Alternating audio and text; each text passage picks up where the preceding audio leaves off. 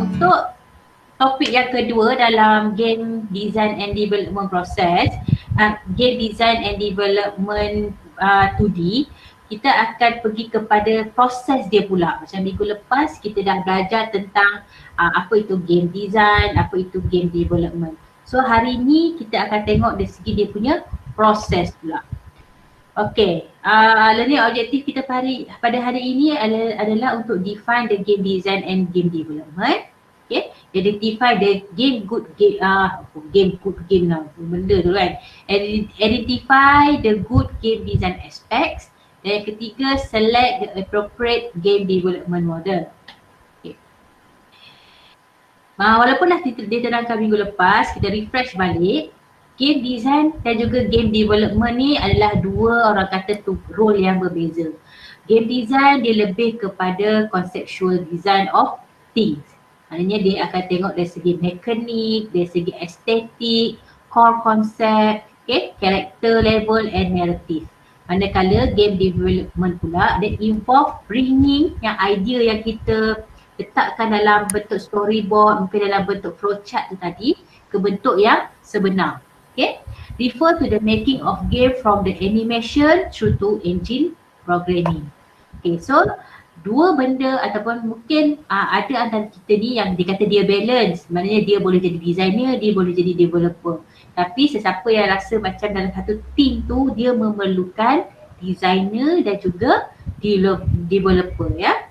Dalam element of game design, okay, dia ada pertama, the look and feel of a game come from the design of its space. Maksudnya bila kita buat dia punya world tu ataupun environment dia tu ada menimbulkan satu perasaan closure. Okay, bila kita look and feel, maknanya bila pemain tu main game kita tu dia akan surrounding, dia akan rasa dia surrounding punya environment tu supaya dia akan boleh into in dalam games tu.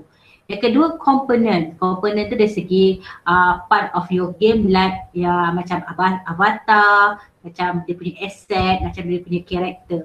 Itu pun design dia tu pun pastilah orang kata yang ada mempunyai ciri-ciri yang looks and feel tadi. Mechanics. Okay, mechanics ni pula dia lebih kepada action in the game likes. Dia lebih ke macam gameplay dia tu ya. So dari segi dia punya AI, dari segi dia punya orang kata physics dalam games tu kenalah orang kata logic. Yang keempat, player try to achieve goals to win the games. Mesti ada goals lah. Okay, games yang tak ada goals ni seolah-olah macam play je. Okay, play ni hanya main tanpa perlu ada goals. So kalau games dia ada goals. Okay, rules pula memerlukan dia perlu untuk guide the player on how the game should be played. Okay, bila ada goals tu, rules ni akan drive player tu untuk achieve the goal tu ya. Okay, ini saya rasa dah belajar dah dekat game principle. Okay, macam mana kita nak design the game, saya tak payah ulang lagi lah. Pertama kita kena setting games goal and rules. Lepas tu kita akan designing gameplay dia, designing feedback, designing game space and juga designing game narrative. Okay, untuk kita membangunkan satu-satu games, selalunya kita akan rujuk kepada beberapa game development model supaya macam kita lah, macam kalau kita nak melakukan sesuatu aktiviti ke apa ataupun nak membangunkan satu produk, dia macam ada satu manual ataupun yang kita boleh jadikan sebagai rujukan. Okay, game development models are composed by processes, methods and tools. Okay, supaya kita mudah untuk kita organize kita punya work plan tu tadi. Okay, these models try to describe how to successfully develop game each with a different approach. Okay, kadang-kadang dalam setiap proses orang nak buat games ni dia berbeza. Dan juga model dia pun berbeza. Dia depends lah kepada team tu, dia nak ikut model yang mana yang memudahkan untuk dia, yang mungkin sesuai dengan dia punya orang kata dari segi cost, dari segi dia punya skills. Okay? Dan dalam game development model ni dia ada 4 basic activities. Pertama, nak tentukan needs and requirement. Kedua, potential solution, maknanya kita redesign. Ketiga, chosen between alternative, maknanya kita evaluate. Dan yang keempat, kita build the artifacts. Okay, ini adalah secara general lah aktiviti dalam design proses. Dan saya kata tadi, model dia ada banyak dan juga dia depends kepada terpulang kepada developer tu nak pilih yang mana. Okay, dan contohnya kalau nak gunakan, dia nak rujuk Heather Chandler Game Design Life Cycle, GDLC ni, dia ada 4 circle. Iaitu dia akan bermula dengan pre-production di mana dia akan define game design and project planning, and then dia akan pergi kepada production, relates to creation of both technical and artistic aspects. Dan lepas settle dekat bahagian production tu, dia akan pergi testing untuk evaluate the game and fix the bugs. Dan last sekali, post production, iaitu untuk conduct to delivery the current documentation and post-mortem activities. Ini model yang pertama. Okey, selain itu ada juga Doppler Interactive Game Design Life Cycle. Okey, dia bermula dengan design, relate to the creation of game, initial design and the game design document. Maknanya dia buat dokumen dululah. Maknanya dia buat perbincangan dalam team dia buat GCD, game concept design ke ataupun game design document dulu. Okay, lepas tu dia akan develop the game engine for current game develop. Lepas tu dia akan evaluate. Okay, bila dia tak macam tengah evaluate tu macam ada yang dia nak puas hati ataupun ada bugs ke apa, dia akan redevelop. Okay, kalau dekat sini kita akan nampak satu proses yang iteratif. Iteratif ni maksudnya berulang. Selagi tak betul, selagi tak puas hati, dia akan berada pada fasa ni, dia tak akan pergi kepada yang seterusnya. Okay, test pula, dia lebih pada advanced test lah, advanced evaluation. Dia bukan sahaja nak test engine ni, tapi dia nak tengok dari segi keseluruhan interface dia, dari segi user satisfaction, dari segi usability dia. Yang ni pada peringkat test. And then review release, review and release, ni dia akan pergi kepada third party in review release. Maknanya dia akan bagi pada dia real user, and then kalau real user tu ataupun real player tu reject, dia kena design balik semula dan melalui proses yang lain. Dan kalau semua dah complete, dia akan terus release. Okay, seterusnya Arnold Hendrick GDLC. Kalau kita tengok selalunya kebanyakan yang sebelum-sebelum ni dia akan guna nama orang yang cipta model ni. Okay, ada apa tadi, Henley lah, lepas tu sekarang ni Arnold pula. Okay, kat sini sebenarnya benda ni sama juga. Dia macam mula tu dengan analisis, lepas tu dia akan design, dia akan develop, dia akan test and then dia akan launch. Okay, tapi dia tukar nama je. Okay, kalau sini dia kata prototype. Prototype sama juga. Create the initial design, concept art and several prototype. Dia mulakan dengan prototype dulu.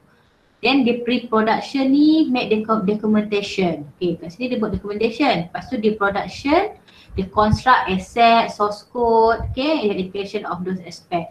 And then dia test. Testing ni dia menggunakan users feedback. Dia namakan beta, and then bila dah settle pada bahagian dah macam dah satisfy kat sini, dia pergi pada live, daripada live. Okay, game has already been passed the testing and ready to play.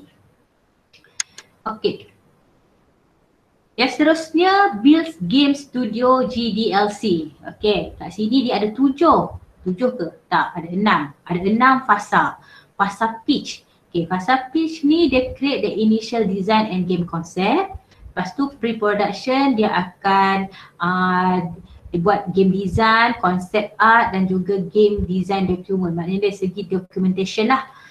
Lepas tu dia akan pergi main production, dia akan realize the concept and then pergi kat sini dia ada 2 jenis testing, iaitu alpha dan juga beta. Kalau alpha ni the game build and then test by internal team members. Dia hanya di test game tu dalam kalangan game punya team tu tadi. And then bila dah puas hati pada kalangan team, dia akan pergi kepada beta. Beta dia akan pergi kepada the real user ataupun third party tester, maknanya orang yang bukan terlibat dalam production game tu tadi.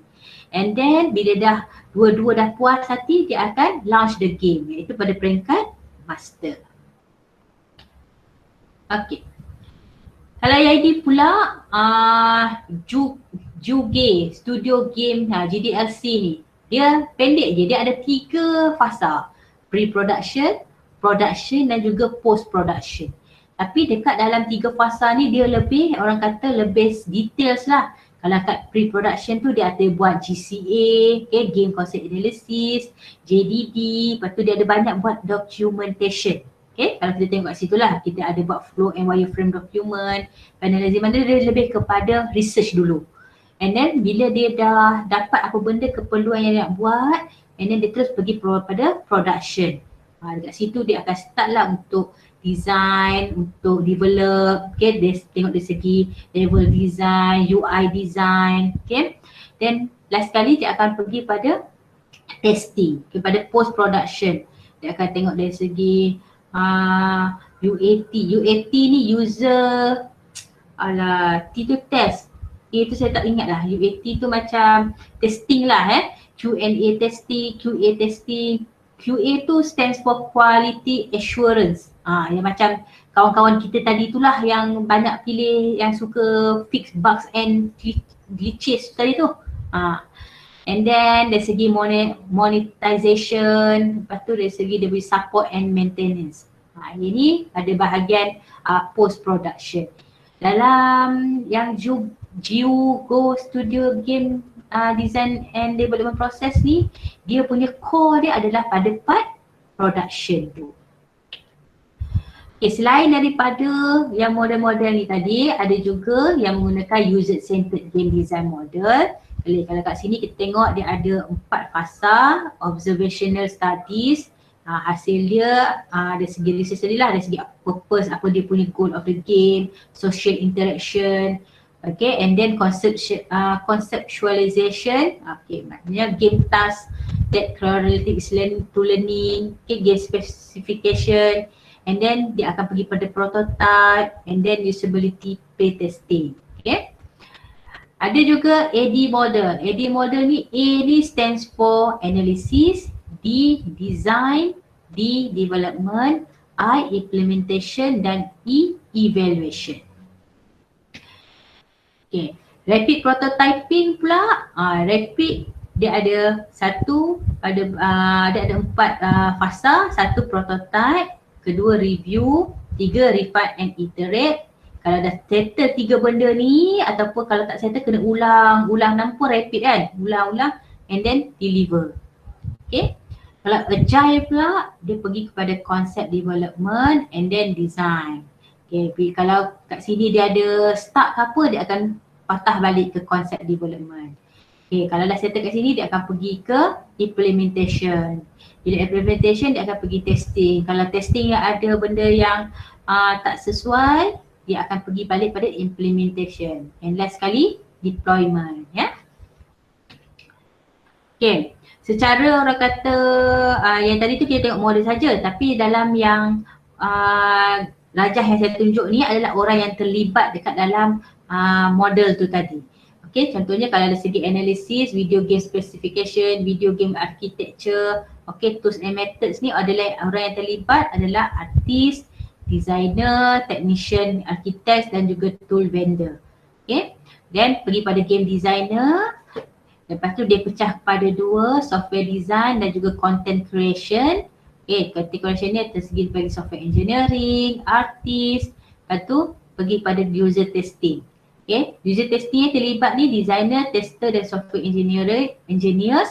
Yang mana benda ni kalau berlaku mana-mana bugs ataupun mana-mana benda yang tak betul, dia akan tengok mana yang kesalahan tu, dia akan refer kepada yang tempat yang sesuai lah. Dia taklah macam ulang balik semula, dia lebih berfokus. And then bila dah selesai, dia terus go kepada users tu. Okay, kalau users ni macam tak puas hati juga, dia akan rujuk kepada mana yang error tu tadi. Ya. So bila kita tengok kat sini, mana satu teams tu semua orang memainkan ada peranan dia masing-masing untuk menghasilkan satu games yang baik. So saya rasa sampai di sini sahajalah kelas kita pada hari ini.